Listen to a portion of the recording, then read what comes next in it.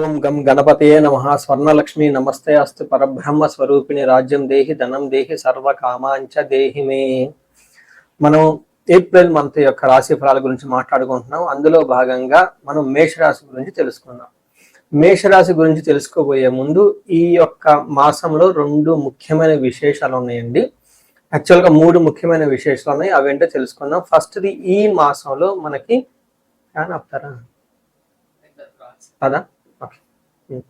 ఈ మాసంలో మూడు ముఖ్యమైన విషయాలని, ఒకటి, ఈ ఏప్రిల్ మంత్ లో మనకి 4 గ్రహాలు మారుతూ ఉన్నాయండి. అవి ఏంటంటే సూర్యుడు, కుజుడు, బుధుడు, శుక్రుడు. ఈ 4 గ్రహాలు ఈ ఏప్రిల్ మంత్ లో మారుతూ ఉన్నాయి. నెక్స్ట్ ముఖ్యమైన విషయం ఏంటంటే, ఈ యొక్క ఏప్రిల్ మంత్ ఏదైతే ఉందో ఇందులో ఫస్ట్ 15 డేస్ చైత్ర మాసము, తర్వాత 15 డేస్ వైశాఖ మాసంతో కూడుకొని ఉంది.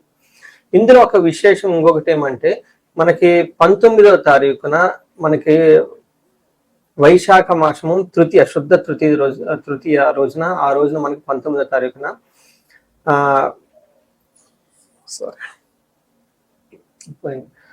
మనకి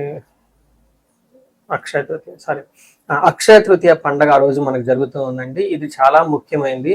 అంతేకాకుండా వైశాఖ మాసంలో ఉదక కుంభదానం అంటారు. ఇది చాలా మందికి ఐడియా ఉండదు. ఒక ఉదక కుంభదానం అంటే నథింగ్ బట్ వాటర్ బాటిల్ అని మనం అనుకోవచ్చు. కుంభం అంటే ఒక చెంబు లాంటిది కానీ, పాత్ర లాంటిది కానీ, మనకి పూజా షాపుల్లో అమ్ముతూ ఉంటారు అన్నమాట. అలాంటి చెంబు లాంటిది, ఇత్తడిది కానీ, రాగిది కానీ తీసుకొని దాని నిండా నీళ్లు పోసి అందులో కొంచెం ఏదైనా జీలకర్ర కానివ్వండి, లేదంటే సుగంధభరిత యాలకులు కానీ వేసేసి, ఒక చిన్న స్వీట్ కానివ్వండి, లేదంటే ఒక చిన్న బెల్లం ముక్క కానేసి ఆ నీటిని అలా దానం చేయటాన్ని ఉదక కుంభదానం అంటారు.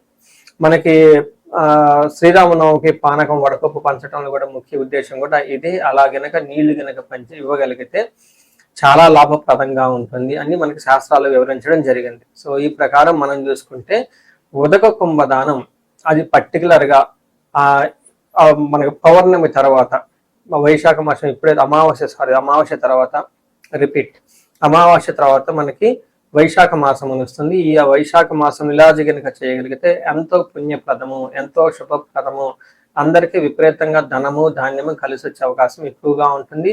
ఇది చాలా సింపుల్ ప్రొసీజర్. చక్కగా దీన్ని చేసుకొని పెద్దవాళ్ళకి గనక దానం చేయగలిగితే, పండితోత్తములకు కానీ, బ్రాహ్మణులకు కానీ, వేద పండితులకు కానీ అలా ఒక ఉదక కుంభాన్ని గనక దానం చేయగలిగితే, వాళ్ళ ఆశీర్వాదం తీసుకుంటే గురుబలం విపరీతంగా పెరిగి ధనము ధాన్యము సంతానము సమృద్ధిగా ఉండే అవకాశం ఎక్కువగా ఉంటుంది.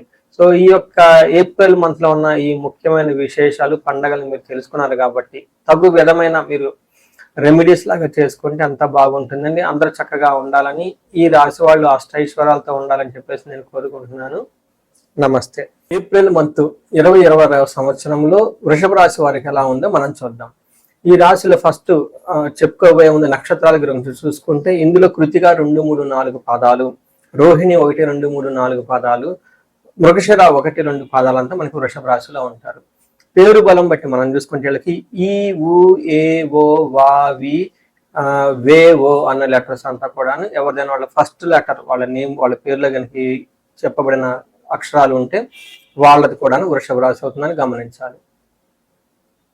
ఇందులో మనకి 4 గ్రహాలు ఈ మాసంలో మారుతూ ఉండటంతో వీళ్ళకి ఎలా ఉంటుంది అంటే, మనకి మహర్షులు ఏం చెప్తారంటే, సూక్ష్మ గోచారం లఘు గోచారం అన్న ఒక కాన్సెప్ట్ ప్రకారం చూస్తే దీనిలో వీళ్ళకి విత్త లాభం అంటే ఫైనాన్షియల్ గా చాలా బాగుంటుంది. కానీ ధనం కూడా విపరీతంగా ఖర్చు అయ్యే అవకాశం ఉంటుంది. వీళ్ళకి భూ లాభము పుష్టిం అఖిల విషయ భోగం అంటారు. అంటే వీళ్ళకి భూ ప్రకారంగా అంటే ఏంటి, రియల్ ఎస్టేట్ కానివ్వండి, లేదంటే ఇల్లు అమ్మటము కొనటము, భూమికి సంబంధించిన వ్యవహారాల్లో చాలా లాభప్రదంగా ఉంటుంది, శుభప్రదంగా ఉంటుంది. అంతేకాకుండా శారీరకంగా చాలా పుష్టిగా ఉంటారు, ఆరోగ్యంగా కూడా వీళ్ళు ఉంటూ ఉంటారు. అంతేకాకుండా అఖిల విషయ భోగం, అన్ని విషయాల్లో చాలా లగ్జరీగా, హుందాగా, డిగ్నిఫైడ్గా ఉండే మంత్ అని మనం చెప్పుకోవాలి.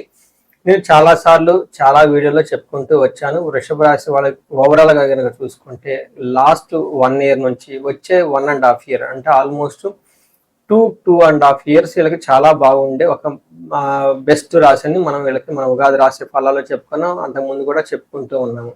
అదే విధంగా అందులోనే భాగంగా వీళ్ళకి ఈ మంత్ కూడాను చాలా బాగుంటుంది ఏప్రిల్ మంత్ లో. అయితే ఒక్క విషయంలో చాలా కేర్ఫుల్ గా ఉండాలి. అది జాబ్కి సంబంధించిన వ్యవహారాల్లో వీళ్ళు కొంచెం జాగ్రత్తగా ఉండటం ఎంతైనా ముఖ్యమని గమనించాలి.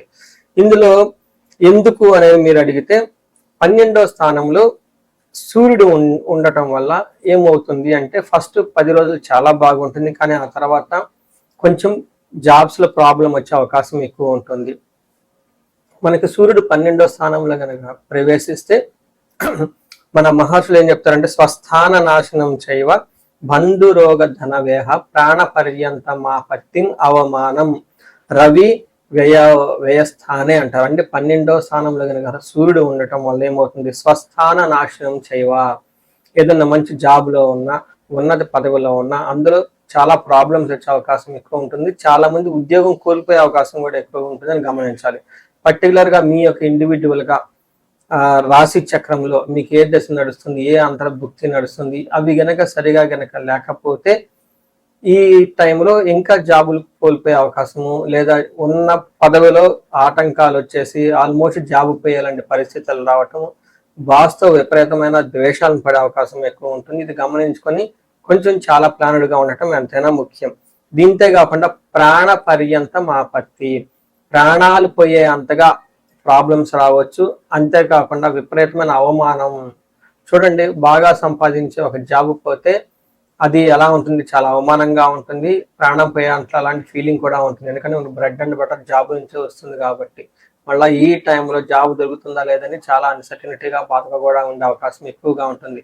సో ఇదంతా గమనించుకొని ఉద్యోగ విషయంలో కొంచెం జాగ్రత్తగా అలర్ట్గా ఉండటం, అలాంటి తగు పరిహారాలు చేసుకోవటం ఎంతైనా ముఖ్యం. కుజుడు వీళ్ళకి 11వ స్థానంలో ఉండటం తోటి ఇది ఒక మంచి పొజిషన్ కుజుడికి అని మనకి శాస్త్రంలో వివరించడం జరిగింది. 11వ స్థానంలో కుజుడు ఉంటే ఏమవుతుంది, ఆరోగ్యం, అర్ధలాభం, సంతోషం, వస్త్రలాభ, కృత్, యత్న కార్యానుకూలత్వం, ధైర్యం, ఏకాదశికే కుజ అంటారు. అంటే ఈ రాశి వాళ్ళకి కుజుడు 11వ స్థానంలో ఉండటం తోటి ఆరోగ్యంగా బాగుంటుంది, ధన సంపదలు బాగుంటాయి, సంతోషంగా ఉంటారు, షాపింగ్స్ అవన్నీ చేసి బట్టలుగా కొనే అవకాశం ఎక్కువగా ఉంటుంది. యత్న కార్యానుకూలత్వం, ఏదైనా కనుక మనం ప్రయత్నం చేస్తే అందులో ఆ కార్యం అనుకూలమయ్యి చక్కగా సక్సెస్ వచ్చే అవకాశం ఎక్కువ ఉంటుందని గమనించాలి. ఈ రాశి వాళ్ళు ఒక్క విషయంలో కొంచెం జాగ్రత్తగా ఉండాలి. మీరు బాగా కష్టపడి సంపాదించుకున్న ధనాన్ని కోల్పోయే అవకాశం ఎక్కువగా ఉంటుంది, కానీ ధన ప్రవాహం అయితే బాగుంటుంది. ఫైనల్ గా శుక్రుడు మనం చూసుకుంటే ఈ రాశి వాళ్ళకి 1వ స్థానంలో శుక్రుడు ఉండటం వల్ల చాలా బాగుంటుంది అని మన శాస్త్రంలో వివరించడం జరిగింది. మన మహర్షులు గ్రంథాల్లో వివరించారు.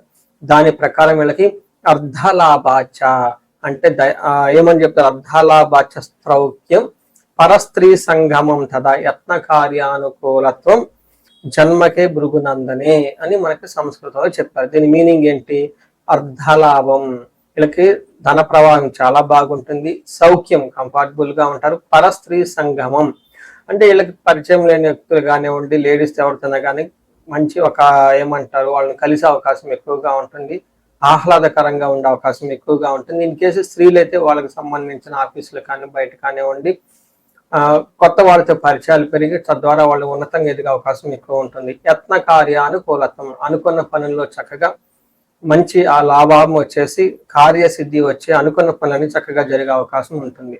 ఫైనల్ గా ఈ రాశి వాళ్ళు శుక్రుని వల్ల స్త్రీలతో చక్కగా ఆహ్లాదకరంగా టైం గడుపుతూ వాళ్ళ ద్వారా ఏదైనా కనుక రావాల్సి ఉంటే కార్యసిద్ధి వచ్చే అవకాశం ఎక్కువ ఉందని గమనించాలి. అదే విధంగా స్త్రీలు ఎవరైనా కానీ ఉంటే వాళ్ళకి సంబంధించిన పురుషులు లేదంటే తెలవని వాళ్ళు ఎవరైనా వచ్చి పరిచయాలు అయ్యి వాళ్ళ ద్వారా వీళ్ళకి కావాల్సిన పనులు అవన్నీ అవకాశం ఎక్కువ ఉంటుందని గమనించాలి. సో చూశారు కదండి, ఒక్క సూర్యుడు ఉద్యోగంలో ఇబ్బంది పెడుతున్నారే తప్ప మిగతా అన్ని విధాలు చాలా బాగుందని గమనించి ఉద్యోగం విషయంలో జాగ్రత్తగా ఉండటం ఎంతైనా ముఖ్యం. కృతికా నక్షత్రము, రోహిణి నక్షత్రము, మృగశిర నక్షత్రం 3 నక్షత్రాలు ఈ యొక్క రాశిలో ఉంటాయి. అందులో మనకి మహర్షులు అంగగోచారము లేదంటే ఒక కాన్సెప్ట్ ని ఇచ్చారు. అంగగోచారం అన్న ఒక కాన్సెప్ట్ ని, ఈ కాన్సెప్ట్ ప్రకారం ఎలా ఉంటుంది నక్షత్రం వైజ్ ప్రిడిక్షన్ మనం తెలుసుకోవచ్చు. ఇందులో భాగంగా కృతికా నక్షత్రం వాళ్ళకి ఫస్ట్ సౌఖ్యంగా ఉంటారు, చక్కగా మృష్టాన్నం ఉంటుంది, పరవాసము, క్షేమము, లాభప్రదంగా ఉంటుంది. అది వీళ్ళకున్న ఛాలెంజెస్ ఏంటంటే మృత్యు భయము, కార్యనాశనము, అనుకున్న పనుల్లో సరైన విజయం సాధించక ఆ కార్యక్రమం పోస్ట్పోనే అవకాశం ఎక్కువగా ఉంటుంది. తద్వారా మృత్యు భయము, అయ్యో ఫ్యూచర్ లో ఎలా ఉంటుంది ఏంటి అని భయపడే అవకాశం ఎక్కువగా ఉంటుంది. ఫ్యూచర్ గురించి ఎక్కువగా ఆందోళన చెందాల్సిన పరిస్థితి ఎక్కువ ఉంటుంది వీళ్ళకి. అలానే రోహిణి నక్షత్రం వాళ్ళకి వీళ్ళకి సౌఖ్యంగా ఉంటారు, క్షేమంగా ఉంటారు, లాభప్రదంగా ఉంటుంది, అంతా బాగుంటుంది. అయితే వీళ్ళకు కూడాను నాశనము లేదా మృత్యు భయము చూపిస్తూ ఉంటుంది.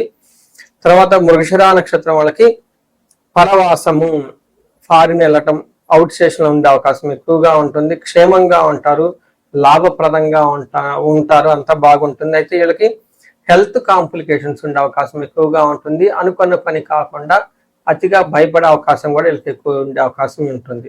సో చూశారు కదండి. వీటితో పాటుగా కృతికా నక్షత్రం వాళ్ళకి అన్ని నక్షత్రాలకు కొంచెం కార్యహాని జరిగే అవకాశం ఎక్కువగా ఉంటుంది. కేతు యొక్క ప్రభావంతో అనుకున్న పని వన్ షాట్ లో ముగించకుండా పీరియాడికల్ గా స్టెప్ బై స్టెప్ ఆటంకాలతో కూడి విజయం వచ్చే అవకాశం ఉంటుంది. అంతేకాకుండా రోహిణి నక్షత్రం వాళ్ళకి కొంచెం శని యొక్క ప్రభావం చేత స్లోగా ఉండే అవకాశం ఎక్కువగా ఉంటుంది. అనుకున్న పనులు కొంచెం త్వరితగతిన ముగించకుండా నిదానంగా చేసే అవకాశం ఎక్కువగా ఉంటుంది. సో చూశారు కదండి, ఈ రాశి వాళ్ళు ఒక జాబ్ విషయంలో సూర్యుడు వల్ల ఇబ్బందులే తప్పక మిగతా అన్ని విషయాల్లో చాలా బాగుందని గమనించాలి. సో ఈ రాశి వాళ్ళకి నేను చాలా నా వీడియోలో చెప్తూ ఉంటాను, అన్ని విధాలుగా బాగున్న రాశులు ఈ రాశి ఒకటి. బట్ ఇన్ కేస్ స్టిల్ ఎవరికైనా కనుక ప్రాబ్లంగా కనుక ఉంటే ఒక్కసారి మీ యొక్క ఇండివిడ్యువల్ గా జాతక చక్రం చూపించుకోవటం చాలా ఇంపార్టెంట్. ముఖ్యంగా ఇందులో రెమెడీస్ ప్రకారంగా చూసుకుంటే వీళ్ళకి సూర్యుడు సరిగా సపోర్ట్ ఇవ్వకపోవటం తోటి ఫాదర్లే లాంటి ఫిగర్స్ కి వాళ్ళకి ఫోన్లు చేసి చక్కగా పలకరించి వాళ్ళ ఆశీర్వాదం తీసుకొని వర్క్ ను స్టార్ట్ చేస్తే ఆటంకాలు తగ్గే అవకాశం తక్కువగా ఉంటుంది. దీనితో పాటుగా ఆదిత్య హృదయ స్తోత్రం చదవటం, సూర్యాష్టకం చేయటం, సూర్య నమస్కారాలు చేయటం చాలా చాలా ముఖ్యం ఈ రాశి వాళ్ళకి. తద్వారా జాబ్ లో బాస్ నుంచి, లేదంటే పై అధికారుల నుంచి, లేదంటే గవర్నమెంట్ అఫీషియల్ నుంచి వచ్చే యొక్క ప్రభావం, ప్రెషర్ వీళ్ళకి తగ్గేసి చక్కగా ఉంటారని మనం గమనించుకోవాలి. ఈ రాశి వాళ్ళు కనుక 35 to 45 మధ్యలో ఏజ్ లో ఉండి అయితే సక్సెస్ఫుల్ గా ఉండాల్సిన ఈ టైంలో ఎక్కడైనా కనుక స్టాగ్నేటెడ్ ఆగిపోయాము, గ్రోత్ ఆగింది, లేదంటే ప్రాబ్లమాటిక్ గా ఉందని ఈ టైంలో మీకు అనిపిస్తే ఒక్కసారి పర్టికులర్ గా జాతక చక్రం చూపించుకోండి. ఈ జాతక చక్రంలో మీకు ఇంకా ఎవరికైనా వాళ్ళ జన్మ జాతకాన్ని పట్టేసి పరిహారాలు చేయటం, రెమెడీ చేయటం సూచించడం జరుగుతుంది.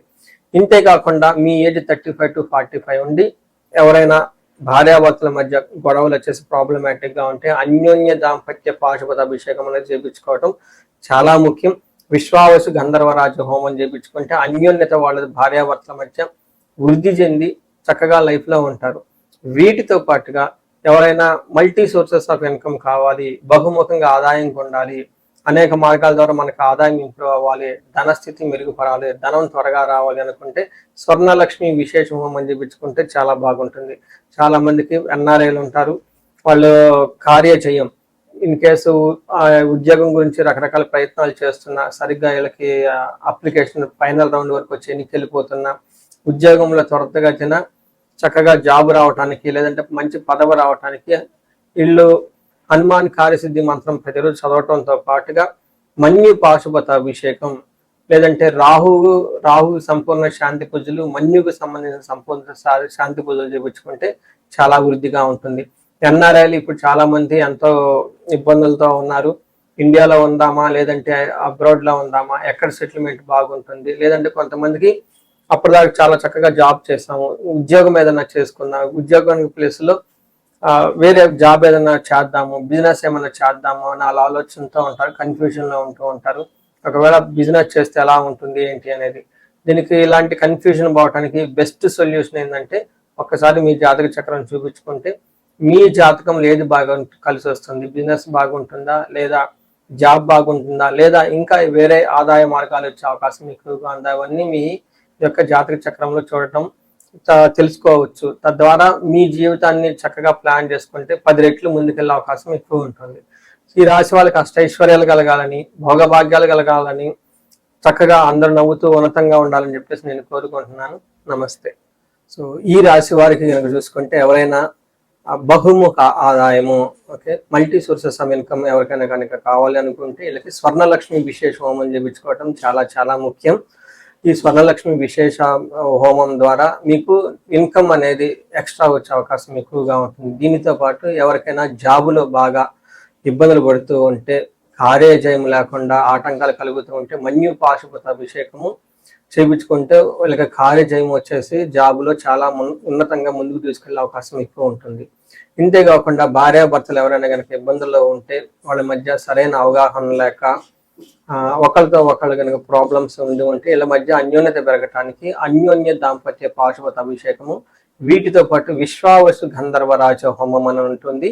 ఇవి చేసుకుంటే భార్యాభర్తల మధ్య వాళ్ళ జాతకంలో ఎక్కడైనా కనుక ప్రాబ్లమ్స్ ఉంటే అవన్నీ తొలగిపోయి అన్యోన్యత పెరిగి చాలా చక్కగా కలిసి ఉండే అవకాశం ఉంటుంది.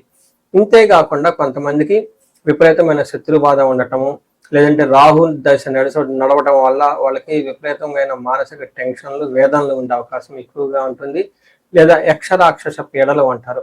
ఇలాంటి వాటికి మీరు చక్కగా నవదుర్గా హోమము, చండీ హోమం కనుక చేయించుకోగలిగితే చాలా చక్కగా ఉంటుంది. మీకు ఎలాంటి సమస్య ఉన్నా, అది హెల్త్ కానివ్వండి, ఇంకొకటి కానీ, మీ ఏజ్ పర్టికులర్గా 35-40 సంవత్సరాల మధ్యలో ఉండి లైఫ్లో కెరీర్లో అప్పటిదాకా చాలా చక్కగా దూసుకొని వచ్చేసి ఈ ఏజ్లో మీకు అరౌండ్ 40 అటు 5 ప్లస్ ఆర్ మైనస్ 4-5 ఇయర్స్ ఉండి కెరీర్లో కనుక బ్రేక్ వచ్చినట్లయితే, ఆగిపోయారు, స్టాగ్నెటెడ్ అయ్యారు, గ్రోత్ లేదని మీకు కనుక అనిపించేస్తే ఒక్కసారి ఇండివిజువల్గా జాతకం చూపించుకోవడం చాలా చాలా ముఖ్యం. ఎందుకంటే ఈ టైంలో మీకు చాలా వరకు ఉన్న శాపాలు లేదంటే గ్రహ యొక్క దోషాలు అడ్డం పడి మీ గ్రోత్ని ఎదగకుండా ఆపేసే అవకాశం ఎక్కువగా ఉంటుంది. సో ఎలాంటి సమస్య ఉన్నా ఒకసారి ఈ ఏజ్ వాళ్ళు ఖచ్చితంగా జాతకం చూపించుకొని తగు పరిష్కారాలు తర్వాత పరిహారాలు చేసుకుంటే లైఫ్ ముందుకెళ్ళే అవకాశం ఎక్కువగా ఉంటుంది. ఈ రాశి వాళ్ళకి అష్టైశ్వర్యాలు కలగాలని, భోగభాగ్యాలు కలగాలని చెప్పేసి నేను కోరుకుంటున్నాను. నమస్తే. ఎంత వచ్చింది ఇది? 2 అంతేనా?